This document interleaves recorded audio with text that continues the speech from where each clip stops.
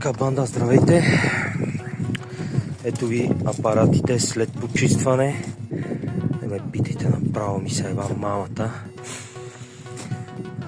Така, изчистено от ръждата, колкото може максимално. Намазани са с фертан вече. Престоят и те 24 часа.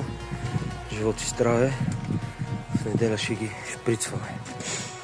Обслужих ги, между другото гумичките ги смених, защото една не ми вдъхна доверие и добре, че ги извадих, да мога да ги изчистим отвътре, да ги правим, да ги измием. Станаха нещата по-добре. Като цяло, стойките също изглеждат вече добре. Тек ще ги сваля вечера. Абе ще стане работата и мисля един красиво лилав цвят да ги направим. Стойките с апаратите и мисля, че ще стане много добре. Разбира се, като направим задницата на колата, почваме предницата. Всичко добро от мене. Здравей, късмет!